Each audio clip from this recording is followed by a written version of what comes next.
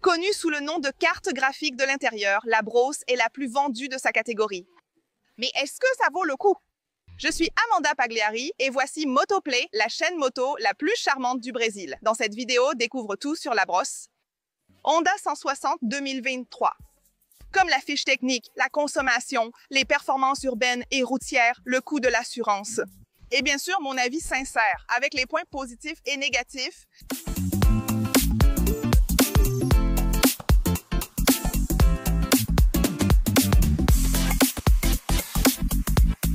La NXR 160 Brosse est leader depuis son lancement.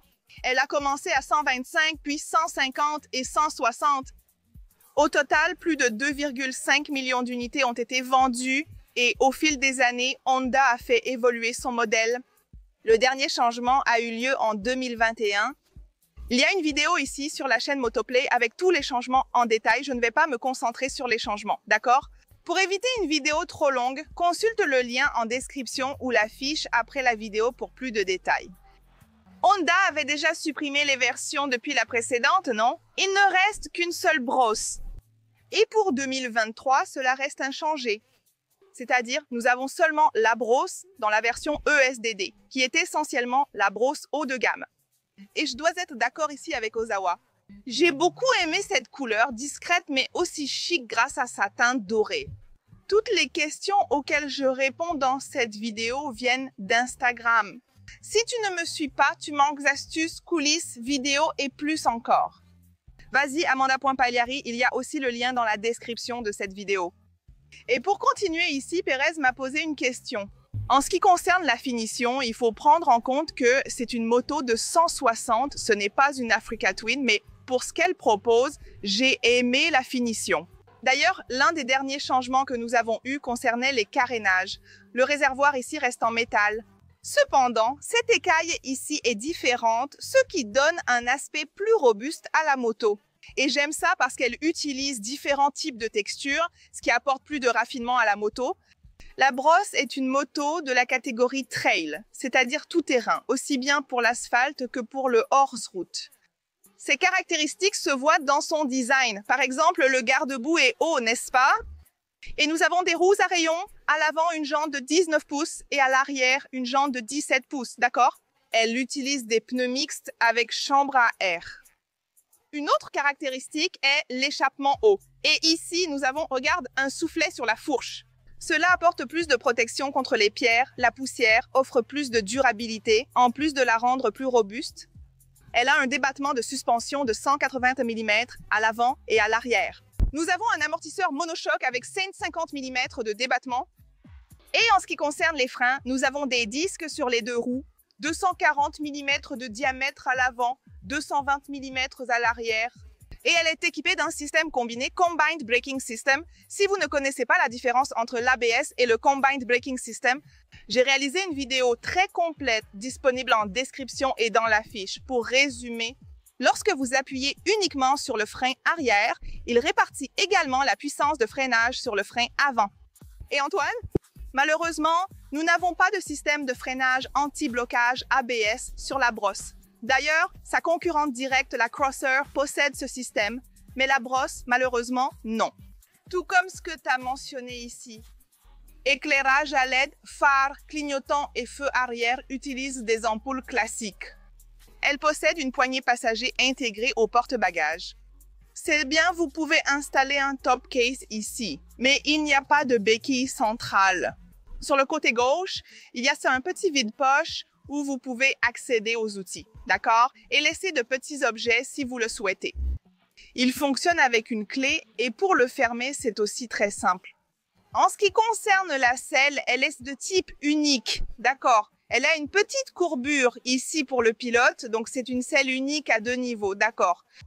Et son matériau extérieur? Il a une texture antidérapante, ce qui est très bien et empêche de glisser sur la selle, surtout sous la pluie. En ce qui concerne la hauteur, il mesure 83,6 cm du siège au sol. Je vais monter ici pour que vous puissiez voir. Je mesure 1,77 m, donc pour moi, la moto me va bien. Je peux poser les 2 pieds au sol. Pour te répondre, Baptista, avec 1,65 m, ce sera sans doute difficile pour toi de piloter la brosse, d'accord? Et on m'a demandé ici quelle est la taille recommandée. Je pense qu'1,67 m, 1,68 m. À partir de là, ça commence déjà à devenir bien. Mais bien sûr, comme je le dis toujours, allez chez le concessionnaire, faites un essai routier ou au moins montez sur la moto pour voir si elle vous convient vraiment. Pour le confort, les amis, c'est très agréable. L'angle des jambes et le guidon sont bons. Pour moi, elle me va parfaitement, très confortable et c'est une petite moto vraiment légère. Elle pèse 122 kg à sec, c'est-à-dire sans compter les liquides du réservoir de carburant qui a une capacité de 12 litres d'essence ou d'éthanol, parce qu'elle est flex. Et la brosse est équipée d'un moteur monocylindre refroidi par air qui a une cylindrée de 162,7 cm3 et développe 14,5 chevaux de puissance avec de l'essence et 14,7 chevaux de puissance avec de l'éthanol à 8500 tours. Par contre, le couple est plus élevé avec l'éthanol. C'est 1,6 kg force-mètre avec l'éthanol contre 1,46 kg force-mètre avec l'essence.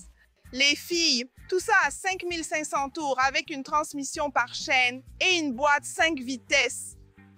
Et Jonathan ici veut savoir si elle est équipée d'une prise USB ou d'une quelconque prise. Malheureusement non. Concernant ta question sur les débutants, oui donc Fagner, tu peux acheter cette moto pour ta femme. Cependant, vérifie si elle a la taille nécessaire pour poser les 2 pieds au sol.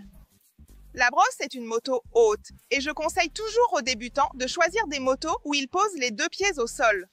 Moi aussi, j'ai commencé avec une brosse, non?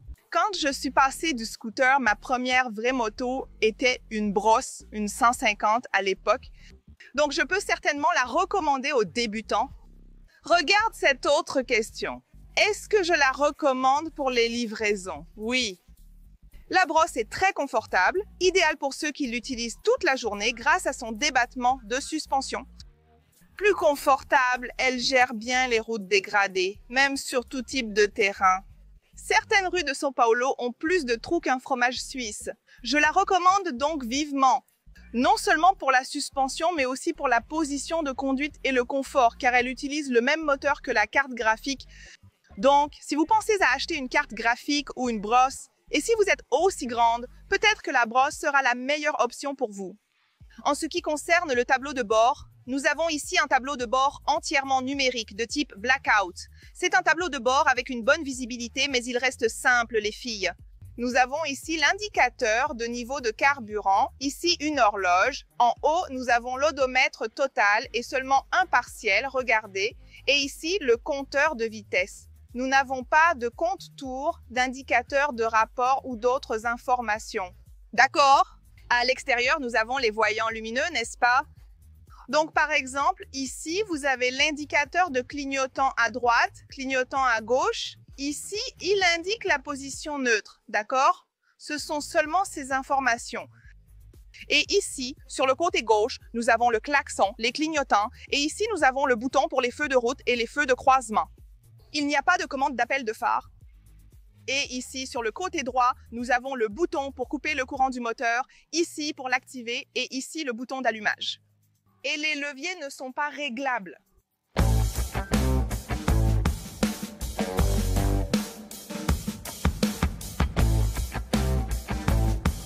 Et maintenant, profitez du fait que la pluie s'est intensifiée. Je vais rouler avec la brosse 160 et finir la vidéo sur la consommation, le prix de l'assurance, les points forts et faibles. Mais avant tout, si tu apprécies cette vidéo, que dirais-tu de laisser un like et de t'abonner à la chaîne, hein? Ça me motive à créer de nouvelles vidéos. Oui, monte derrière moi sous la pluie.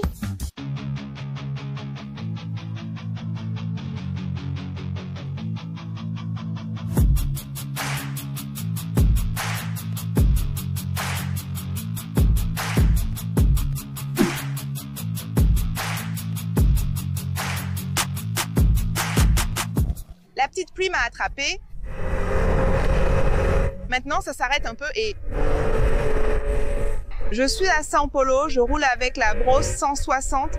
Oh, cette petite moto, elle est agréable, parfaite pour rouler en ville, agile, légère. Je vais bientôt l'essayer sur la route et vous donner mon avis. Pour l'instant, je roule en ville, qui est, selon moi, son habitat naturel, non? À mon avis, la brosse est beaucoup plus confortable que la Titan, par exemple, ou que la carte graphique, du moins pour moi, n'est-ce pas? Parce que je suis une personne grande, donc je me retrouve dans une position de conduite très confortable. Le fait qu'elle soit haute ne me dérange pas, elle a juste des roues plus grandes, dont une avant de 19 pouces. Pour moi, ça ne gêne pas, parce que je suis grande. Mais si la personne est plus petite, il n'y a pas de solution, non? Il faudra prendre une carte graphique, par exemple. Mais bon, pour la ville, cette moto est un vrai régal, vraiment un régal. Alors laissez un like. J'ai pris la pluie ici avec elle. Regardez où est le réservoir. J'ai pris la pluie, mais je fais quand même cette vidéo. C'est une évaluation complète pour que vous puissiez voir ses performances. En ville, je n'ai rien à redire. Moto confortable. En ce qui concerne les freins, elle freine bien, mais si elle avait l'ABS, cela apporterait plus de sécurité pour nous, les motards. Au moins sur la roue avant, cela aiderait beaucoup.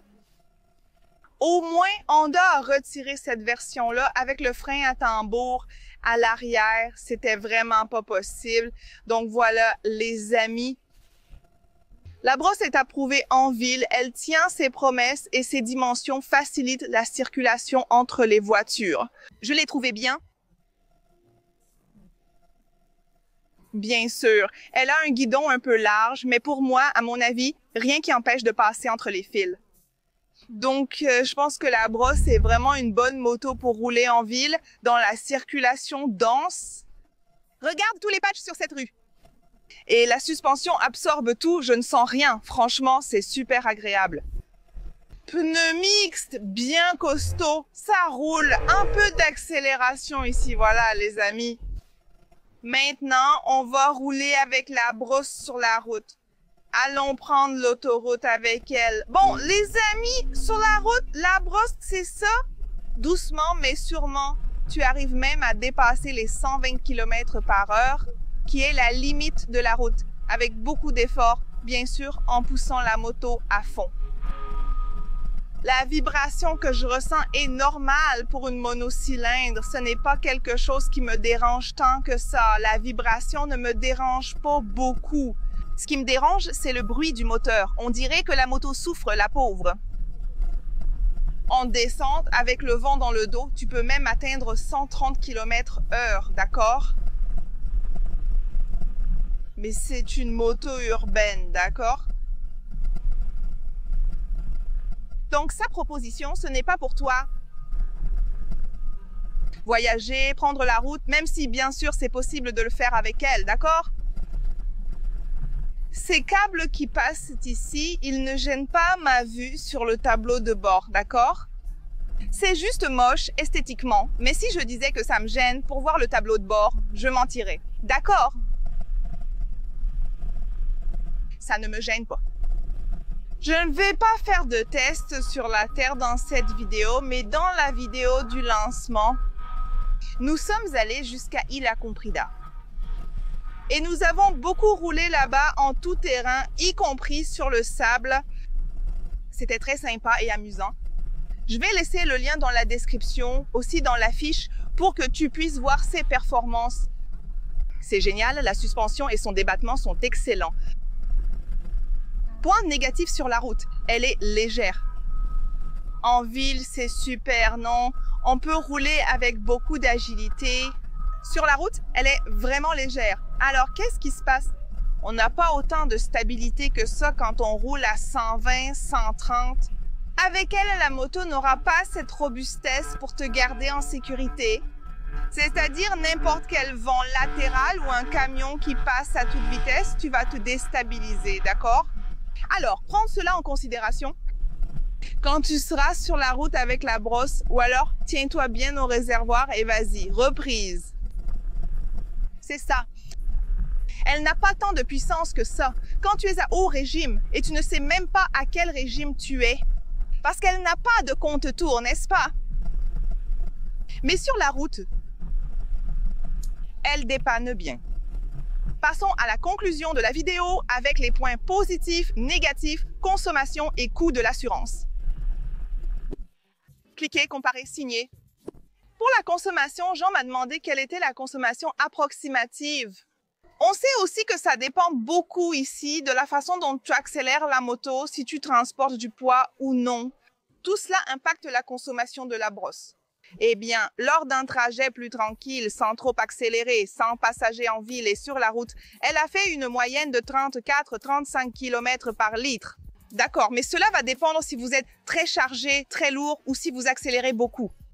Elle consommera plus, mais en conduisant calmement en ville, elle peut même faire mieux. Mais je veux savoir, si vous avez une brosse 160, quelle est la consommation de votre moto? Écrivez ici dans les commentaires pour que nous puissions le savoir.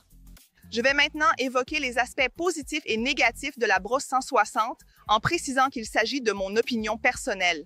Vous avez tout à fait le droit d'être d'accord, de ne pas être d'accord ou même de compléter en utilisant les commentaires de manière respectueuse. Mais avant tout, il faut être abonné à la chaîne Motoplay, la chaîne de moto la plus charmante du Brésil et aussi la plus sincère, d'accord? C'est mon avis sincère en commençant par les points positifs. Le premier, c'est la maniabilité de la petite moto, agréable à piloter, légère, parfaite pour affronter la circulation dense et les embouteillages.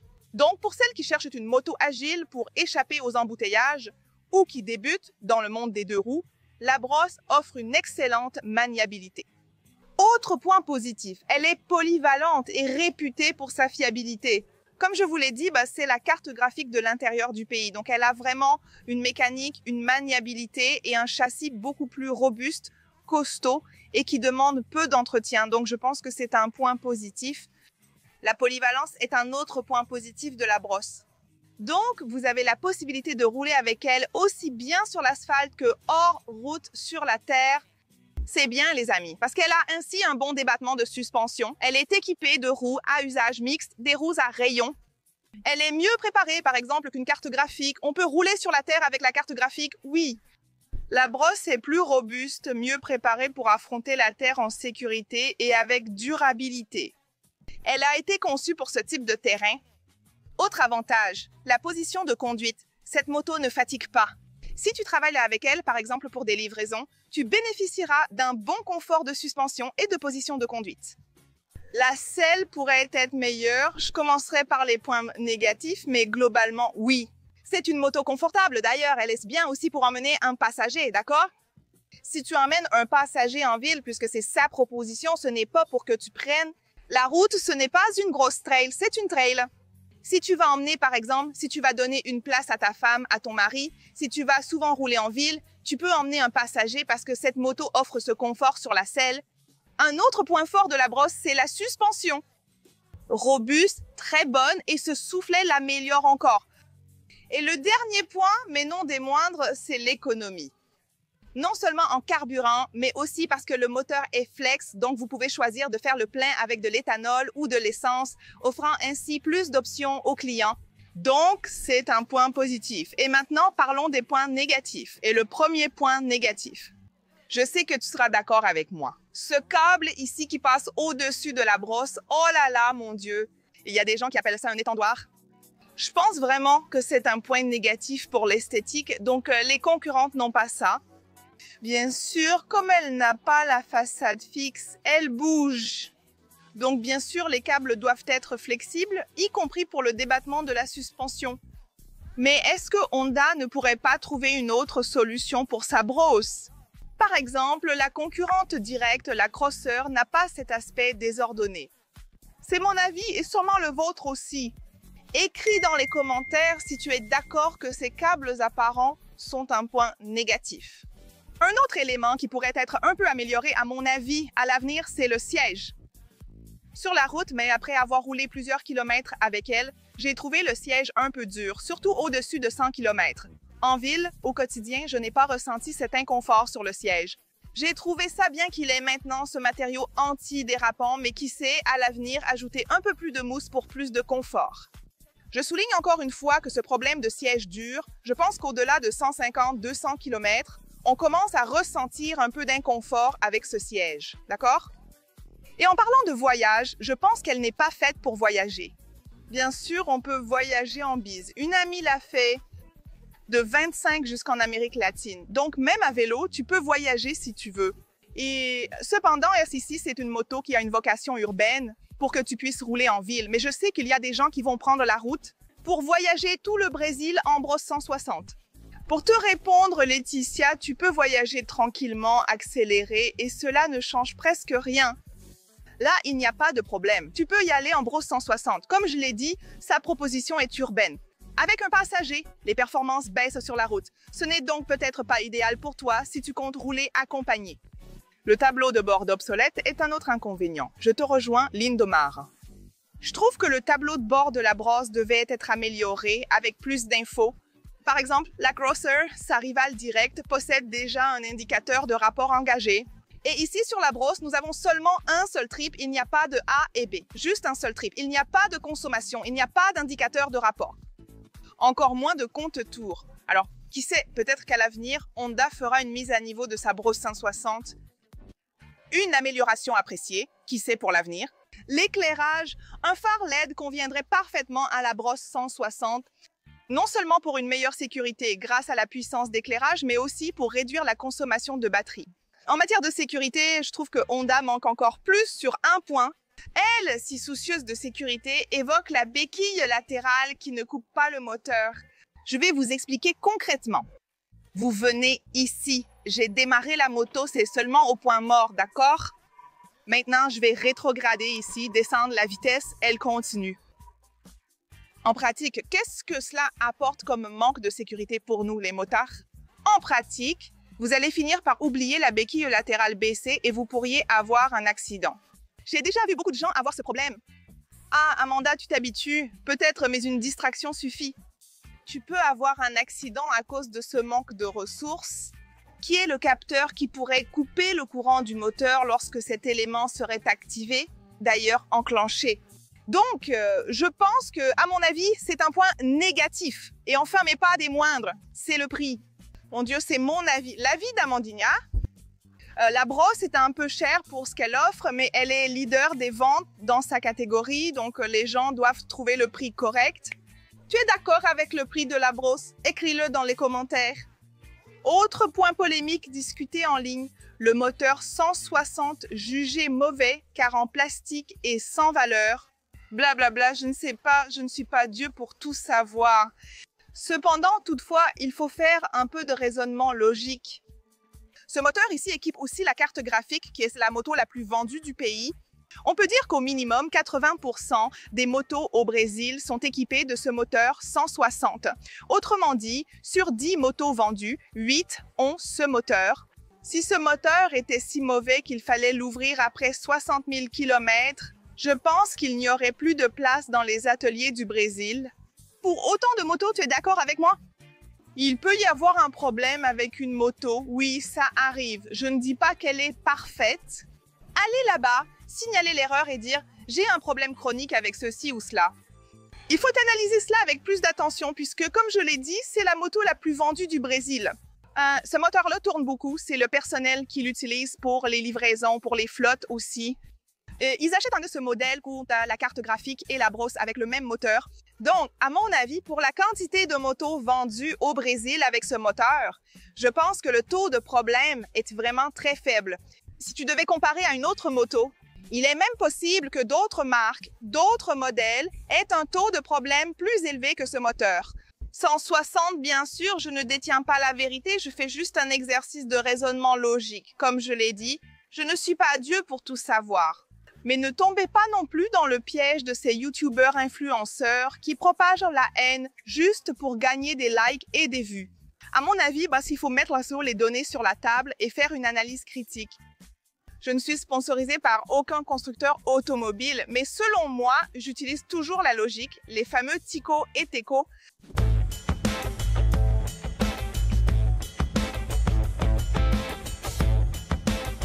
Elle est disponible en 3 couleurs. Avec un prix public conseillé à partir de 17 960 reais, plus les frais de livraison. Rappelez-vous, les amis, que c'est le prix public conseillé par Honda. Il varie selon l'État en raison de la fiscalité, d'accord? Et en plus, chaque concessionnaire peut fixer le prix qu'il veut. Après tout, la loi Ferrari le permet. Et avant de terminer la vidéo, je vais répondre à une question qu'on m'a posée, à laquelle j'ai dit que je répondrais sans rester indécise. Alors, est-ce que ça vaut le coup d'acheter la brosse 560? Eh bien, à mon avis, elle est chère pour ce qu'elle offre, mais analysons cela ensemble. Si dans ta ville, il n'y a qu'une concession Honda, eh bien, tu n'as pas le choix, ma chère. Tu devras voir si la brosse est la meilleure option pour toi. Selon les infos de la vidéo, si par exemple, il y a une concession Yamaha dans ta ville, alors peut-être que ça vaudrait la peine de comparer avec la Crosser si possible, de faire un essai des deux et de décider laquelle est la meilleure option pour toi. Il y a une vidéo sur la Crosser 150 mise à jour. Le lien est en description et dans la fiche. Regarde-la après. Eh bien, les amis, à mon avis, ici, en répondant à Auguste, je la trouve chère, malheureusement. Et donc, si tu as de l'argent pour faire un upgrade, tu peux déjà acheter une XRE 3 cents, par exemple, ou une Lander. Là, ça vaut le coup si tu vas souvent prendre la route. Pour rouler en ville, la brosse 160, la XRE 190, c'est parfait, d'accord? Si tu veux rouler 1 ou 2 fois par mois, voyager ou rendre visite à la famille, pas forcément tous les week-ends, peu importe. Surtout avec un passager. Là, oui, à mon avis, ça vaut le coup. Prends plutôt une Lander ou une XRE, elles offrent de meilleures performances sur route. Et oui, cette moto peut un peu décevoir sur la route. Comme Victor l'a dit, n'est-ce pas qu'il a trouvé le moteur un peu mou? Pauvre moto, comme je l'ai dit, c'est du lent mais sûr. Si tu es en duo avec beaucoup de poids, alors là, la pauvre. Là, elle atteint à nouveau sa limite. La moto était conçue pour la ville, ce n'est pas une grosse trail pour voyager. Et une autre question qu'on m'a beaucoup posée à propos de la brosse ou de la XRE 190, laquelle je préfère, vaut-il mieux payer un peu plus pour la XRE 190? Il y a une vidéo sur la XRE 190 sur la chaîne. Le lien est en description et dans la fiche, allez la voir. Mais je vais déjà te répondre sans rester indécise parce que je suis comme ça. Je pense que ça en vaut la peine. La XRE 190 offre plus de moteur, de prestance, de raffinement et une meilleure finition que la brosse 160. Elle est plus rapide. Testée ici avec un passager sur la chaîne, j'ai constaté de bien meilleures performances. Mais voilà. Un autre point à prendre en compte. Je pense que la XRE 190 a une proposition plus urbaine. Donc, le moteur est peint en noir et il y a plus de petits détails. Je ne sais pas si le carénage de la XRE 190 est aussi solide que celui de la Bro. Si je tombe avec cette moto, il est possible que le carénage ne soit pas abîmé grâce à sa grande robustesse. Je ne sais pas si, par exemple, en tombant avec la XRE 190, le carénage sera abîmé, ni son prix.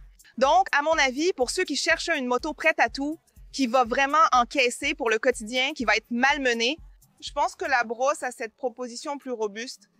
Maintenant, si tu ne vas pas rouler autant dans des conditions extrêmes, tu peux choisir la XRE 190. Et bien sûr, bien s'occuper de la moto, n'est-ce pas? Sinon, je conclus que la XRE 190 est bien plus moto que la brosse 160. Je veux ton avis. Tu as une XRE 190? Dis-le en commentaire. Et voilà, c'était l'évaluation complète de la brosse 160. Je veux savoir si tu as aimé la vidéo, laisse un like, partage avec tes amis dans les groupes WhatsApp et Facebook. Je suis sûre qu'ils vont aimer connaître mon avis complet. Les points positifs et négatifs de la brosse. Il y a beaucoup de gens qui pensent à acheter cette moto et cette vidéo va certainement beaucoup les aider. Le lien des produits que j'ai utilisés se trouve dans la description. Va t'abonner à la chaîne si tu n'es pas encore abonné. Chaque semaine, une nouvelle vidéo est publiée sur la chaîne Motoplay avec aussi des vidéos de lancement. Avec tous les changements de la brosse en détail, je vais laisser ça dans la description et aussi dans la fiche pour toi. À la prochaine, Moto bisous.